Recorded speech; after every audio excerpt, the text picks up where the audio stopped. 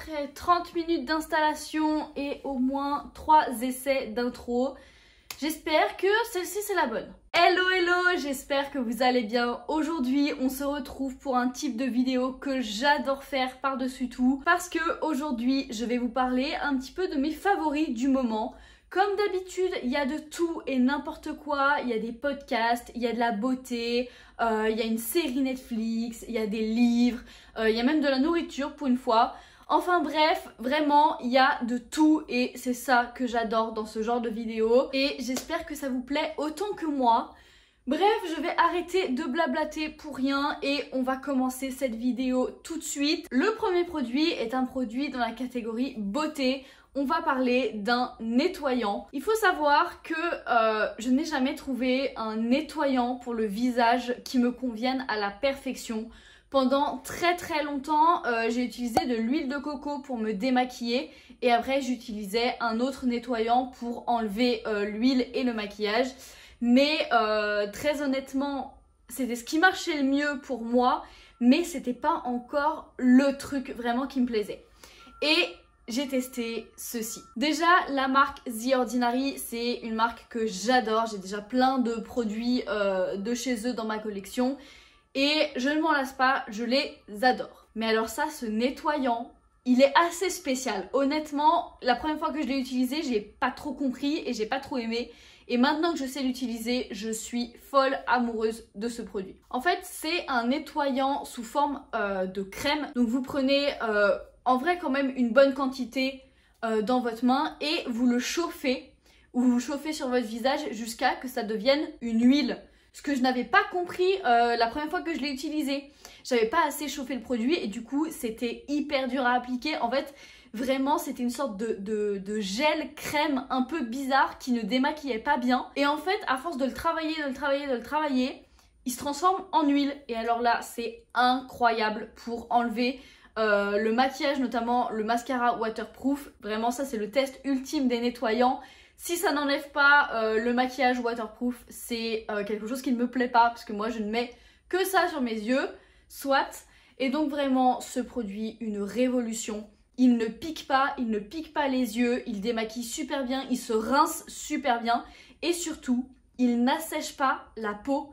Vraiment, je n'ai jamais trouvé un nettoyant aussi efficace qui ne me rende pas la peau toute sèche, toute rouge et toute irritée. Après je pense que ça me convient très bien parce que j'ai une peau qui est très sensible et qui est très déshydratée. Donc pour quelqu'un qui a la peau très grasse, je pense pas que ça fera l'affaire. En tout cas, ça ne nettoiera pas assez la peau. En tout cas, ça enlèvera pas bien le sébum. Incroyable, je l'adore. Parlons ensuite de la deuxième chose que je voulais vous présenter, qui est une série Netflix. Je suis une très grande consommatrice de séries, mais depuis quelques temps, je peine vraiment à trouver des séries vraiment qui me transportent, qui me marquent et auxquelles je deviens vraiment accro à l'univers. Parce que voilà, moi j'ai tendance à devenir accro à des univers très vite et vraiment très fort. C'est ce qui s'est passé avec les chroniques des Bridgerton il y a quelques années. Vraiment, j'ai dû regarder la saison 1 bien 5 ou 6 fois. C'est terrible, je suis vraiment tombée amoureuse de l'univers. Et en fait, ça ne m'était plus réarrivé, ou en tout cas très rarement. Et là, j'ai regardé mercredi Addams sur Netflix. Et ma vie n'a plus aucun sens depuis que je l'ai fini. C'est terrible, je suis matrixée. Comme vous pouvez le voir, je me suis fait un vernis full noir. Parce que vraiment je suis matrixée par cette série, par cet univers.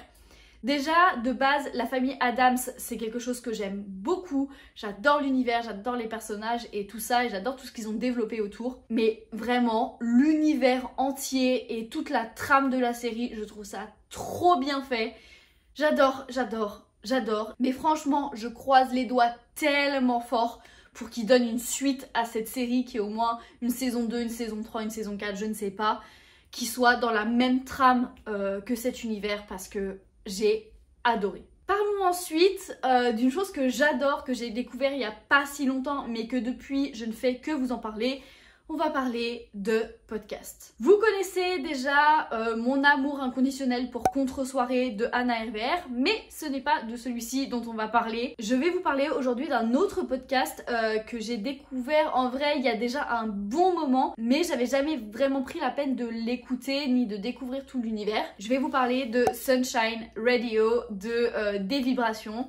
Pareil, Des Vibrations, c'est une personnalité que je connais depuis très longtemps, vraiment très longtemps, même avant qu'elle déménage à Bali, et j'aimais bien, mais j'avais pas plus accroché que ça. Et là, depuis quelques temps, elle a pris un tournant que je trouve incroyable. Ses vidéos sont tellement bien faites et tout. Donc c'est une personnalité dont je me suis réapproprié le contenu et que je suis un petit peu plus régulièrement. Et elle tient un podcast depuis 2 ou 3 ans, donc il y a vraiment beaucoup d'épisodes. Et j'ai tout repris depuis le début. Là, je commence à en voir la fin, en tout cas je suis presque à jour dans les épisodes. C'est des épisodes qui sont très longs, c'est des épisodes, ce n'est que du blabla sur sa vie, sur ses ressentis, etc. C'est pas forcément des choses qui vont vous donner des conseils ou des interviews ou quoi que ce soit, mais je trouve ça incroyable pour aller se balader dehors, pour faire sa vaisselle, pour ranger sa maison ou quoi que ce soit. On a vraiment l'impression de discuter avec une copine. Je pourrais vous parler de plusieurs autres podcasts, notamment de Canapé 6 places de Lena Situation, mais je pense que tout le monde en a déjà bien assez entendu parler. C'est un podcast qui est très bien.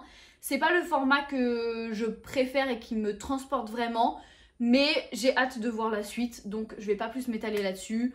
Dans tous les cas, allez voir Sunshine Radio de Des Vibrations si vous aimez les podcasts. Je pense que ça peut donner une autre dimension à l'écoute des podcasts. Parlons maintenant de quelque chose dont j'ai pas l'habitude de parler, de nourriture. Enfin, je sais pas vraiment si ça rentre dans la catégorie nourriture, mais c'est ma vidéo, on va dire que oui. Bref, voilà. On va parler de la machine Tassimo. Moi, j'ai la plus basique de chez Basique et je l'utilise maintenant depuis 2 ans, 3 ans, je crois. Je l'ai découverte en fait parce que dans mon ancien appart à Aix-les-Bains, pour ceux qui se souviennent, en fait, il y avait une machine Tassimo et j'ai trop aimé. Et donc, quand je suis arrivée à Nantes, j'en ai racheté une pour moi. Sur Le Bon Coin, d'ailleurs, vous pouvez en trouver plein, vraiment pas cher. Moi, je l'ai payé 10 € je crois, cette machine. Et elle était en parfait état. Bref, soit ce n'est pas du tout le sujet. Je l'utilise depuis très longtemps, mais je peine un petit peu à tester de nouvelles choses avec cette machine. Il y a énormément de capsules disponibles, du café normal, des chocolats chauds, etc., des cafés au lait et des boissons un petit peu plus spéciales. Je sais que Columbus crée certaines boissons avec Tassimo et honnêtement, ça m'a jamais transportée. C'est bon, mais c'est pas fabuleux. Et là, je ne sais pas pourquoi, je suis tombée sur cette capsule-là. Je suis tombée sur un chai latte. C'est de base une de mes boissons préférées au Starbucks, les chai latte, je trouve ça incroyable. Et je n'arrive pas à m'en faire moi-même à la maison. J'ai un peu essayé plein de combinaisons, plein de trucs, mais ça n'a jamais ce goût de Starbucks. Donc là, j'ai décidé de tester celui de Tassimo. Alors, évidemment, ça n'a pas le goût de celui de Starbucks, mais il est incroyable. C'est délicieux. Et donc, franchement, je vais me faire plaisir, en acheter de temps en temps. Je trouve ça trop cool et c'est une des premières fois que je trouve des boissons Tassimo un petit peu spéciales, autres que le café, qui sont vraiment trop bonnes. D'ailleurs, si vous avez l'habitude d'utiliser des Tassimo et tout, n'hésitez pas à me dire les boissons que vous préférez parce qu'en vrai, je suis grave curieuse de tester d'autres choses. Maintenant, parlons d'une autre créatrice de contenu que j'ai découvert il y a vraiment pas très longtemps sur TikTok et maintenant je regarde un peu plus ce qu'elle fait sur Instagram. Mais à la base, je l'ai découvert sur TikTok. Je ne me souviens plus de son pseudo. Mon dieu, je suis pas capable de préparer une vidéo correctement. Je ne me souviens plus de son pseudo, mais je sais qu'elle s'appelle Léonie. Je vous mettrai le pseudo juste là pour que vous puissiez la retrouver. Ou sinon, dans tous les cas, tous les liens sont en barre d'infos comme d'habitude. Mais Léonie, elle parle d'un sujet qui me touche énormément et sur lequel je me renseigne beaucoup en ce moment. Déjà de base, je me renseigne beaucoup sur tout ce qui est santé, les études scientifiques, etc. Et sur comment avoir un mode de vie plus sain. Et je pense que j'en ai jamais trop parlé sur cette chaîne, j'ai dû l'aborder quelques fois. En fait, moi personnellement, j'ai énormément de problèmes de digestion. J'ai très mal à l'estomac parce que je suis très stressée. J'ai pas un mode de vie qui est hyper sain, hyper actif non plus, ce qui fait que j'ai toujours eu des gros problèmes d'intestin, d'estomac, etc. et de digestion en termes généraux. J'ai toujours très mal au ventre, j'ai toujours le ventre qui est très gonflé, très douloureux et en fait qui m'empêche, je vais pas dire de vivre parce que non, mais qui m'empêche souvent de m'habiller comme je veux. Je sais que ça peut paraître hyper dérisoire, mais quand ça fait plus d'une dizaine d'années que c'est comme ça, c'est vraiment lourd. Mais je n'arrive pas à trouver en fait d'où vient le problème et comment régler le problème. J'en ai parlé à des médecins et ce genre de troubles de la santé et de la santé digestive en termes généraux, c'est pas des choses qui sont très étudiées, surtout chez les femmes. Et Léonie souffre du syndrome de l'intestin irritable, du SOPK et de plein d'autres petites pathologies qui, associées ensemble, lui donnaient des symptômes absolument terribles qui l'empêchaient de vivre. Je vais pas m'étaler là-dessus parce qu'elle l'explique bien mieux que moi. Mais cette jeune femme est aussi chirurgien dentiste, je crois, donc elle a des connaissances médicales, etc. Très poussées et surtout, elle a dédié plusieurs années de sa vie à régler son problème de digestion et de santé de manière globale. Et en fait, tout au long de son contenu, j'ai changé de mentalité. J'avais cette image très classique dans notre société que, en gros, un petit peu tout vient de l'alimentation et de l'activité physique.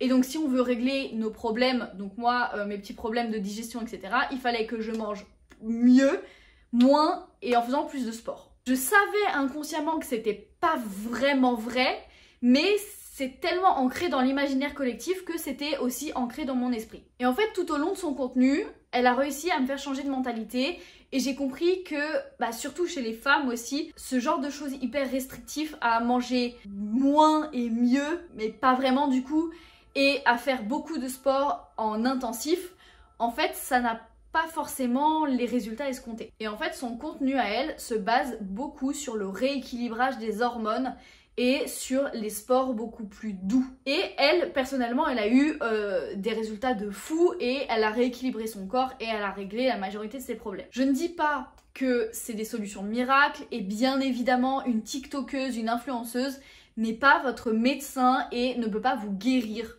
Évidemment, ça a été une révélation un petit peu de regarder son contenu parce que ça m'a fait réaliser que tous mes problèmes ne venaient pas forcément d'un manque de volonté et c'est pas parce que j'étais flemmarde et que j'avais pas la force et la motivation d'aller au sport tous les jours que j'avais ces problèmes en fait. Ce n'est pas à cause de ça. Donc encore une fois, je me répète, Léonie ne sera pas votre médecin et ne va pas régler tous les problèmes de votre vie. Mais moi, personnellement, c'est vrai qu'en appliquant certains conseils et surtout en comprenant certains principes de santé générale, j'ai déjà vu des résultats et ça m'a soulagée sur certains points. Au-delà de ce grand axe santé, bien-être de son compte, elle fait aussi plein de recommandations, de livres, etc. Elle a un mode de vie qui est hyper intéressant à regarder. Et elle a toujours des bons conseils sur plein d'autres trucs. Franchement, j'adore suivre ses stories au quotidien sur Instagram. Ça m'inspire trop.